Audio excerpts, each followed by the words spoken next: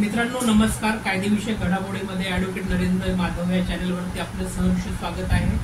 मित्रांनो, मागील व्हिडिओमध्ये आपण महाराष्ट्र हाऊसिंग सोसायटीच्या अंतर्गत गृहनिर्माण हाऊसिंग सोसायटी कोणकोणते असते आणि गृहनिर्माण हाऊसिंग सोसायटीचे प्रकार आपण बघितलेले होते.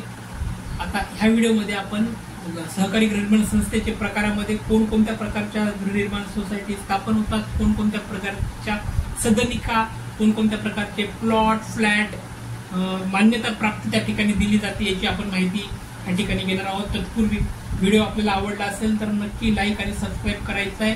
चॅनल आपल्याला लाईक आणि सबस्क्राईब करायचं आहे, कारण या चॅनलच्या माध्यमातून कायदेविषयक घडामोडी आपल्यापर्यंत अत्यंत मोफत पद्धतीने प्रोव्हाइड करण्याचं काम या चॅनलच्या माध्यमातून होत असतं. त्यामुळे या चॅनलला नक्की लाईक कराल आणि सबस्क्राईब कराल.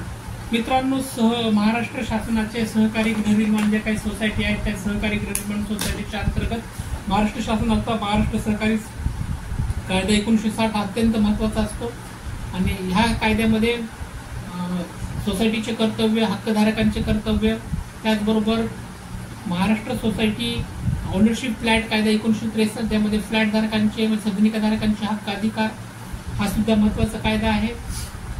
तत्पूर्वी ह्या व्हिडिओच्या माध्यमातून आपण सहकारी गृहनिर्माण संस्थेचे प्रकारमध्ये बघणार आहोत. सर्वप्रथम आपल्याला काही प्रकार बघता येईल की प्रत्येकाच्या मनामध्ये अशी भावना असते की गृहनिर्माण हाऊसिंग सोसायटीमध्ये फक्त सदनिकाचाच किंवा फ्लॅटचाच विचार होतो का, तर फ्लॅटचा किंवा सदनिकाचा विचार होतो असं नाही, तर काही महत्वाच्या प्रकारच्या सोसायटीमध्ये प्लॉटचा सुद्धा विचार होतो. Plot plus flat plus row bungalow किंवा ह्या पद्धतीने गाळ असणाऱ्या सदनिका सुद्धा या ठिकाणी प्रकार आपल्याला बघायला मिळतात. सगळ्यात पहिला भाग असा आहे की बंगल्याची सोसायटी, भाडेकरू सहभागीदारी ओपन स्पेस गृहनिर्माण संस्था. एखाद्या बऱ्याचशा लोकांची अशी अपेक्षा असते की आपल्या स्वप्नातील घर एक बंगला प्रकारचं व्हावं, त्यामुळे बंगल्याच्या सोसायटी सुद्धा काही ठिकाणी स्थापन झालेल्या आपल्याला बघायला मिळतात. तर बंगल्याची सोसायटी स्थापन होण्यासाठीचा प्रकार सुद्धा या ठिकाणी बघतो. त्यामध्ये भाडेकरू सहभागीदारी ओपन स्पेस गृहनिर्माण संस्था असतात. एका ठिकाणी आपण बघतो की या ठिकाणी ओपन स्पेस गृहनिर्माण भागीदारी संस्था असतात की त्याचे सुद्धा काही हक्क अधिकार आहेत.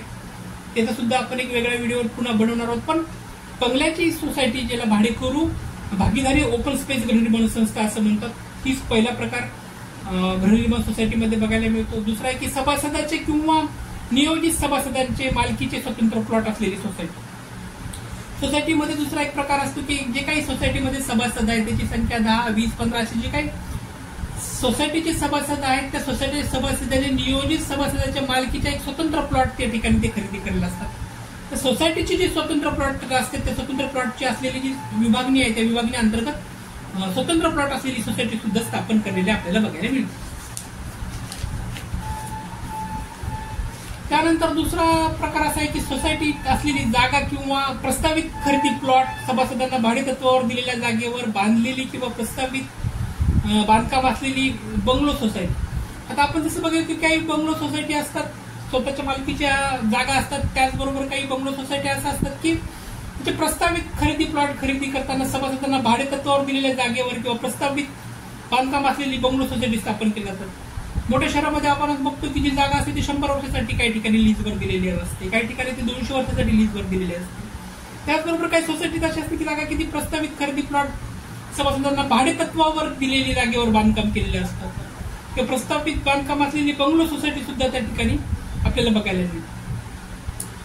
होते की संस्थेची स्वतःच्या सभासदासाठी बांधलेले बंगले आणि सोसायटी असतात किंवा संस्थेची काही स्वतःची जागा असते त्या संस्थेने स्वतःच्या जागेवर काही सभासदासाठी बांधलेले बंगले सुद्धा असतात. अशाही प्रकारची सोसायटी आपल्याला बघायला मिळतात. त्यानंतरचा भाग असा आहे की सभासदांनी स्वतः बांधलेले बंगले सोसायटी. असं मी सांगितलं की संस्थेने काही संस्थेची जागा असते त्या संस्थेने स्वतः सभासदासाठी बांधलेले बंगले आहेत, ती एक प्रकार या सोसायटीमध्ये येतो. दुसरा प्रकार असा आहे की सभासदांनी स्वतः बांधलेले बंगले सोसायटी धारकांसाठी असतो.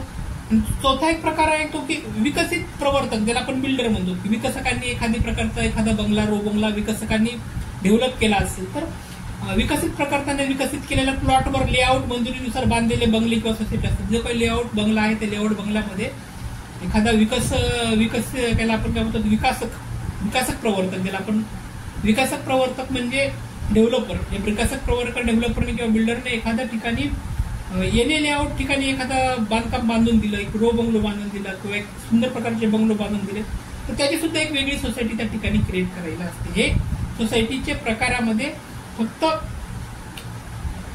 प्लॉटमध्ये किंवा फ्लॅटमध्ये सोसायटी होते असं नाही, तर प्लॉटमध्ये फ्लॅटमध्ये दोन्ही ठिकाणी सोसायटी होत असते. त्याचबरोबर बंगलो असतील, रो बंगलो असतील, हाऊसिंग सोसायटी असतील, या प्रत्येकामध्ये सोसायटीचे असे वेगवेगळे प्रकार पडलेले आपल्याला बघायला मिळतात.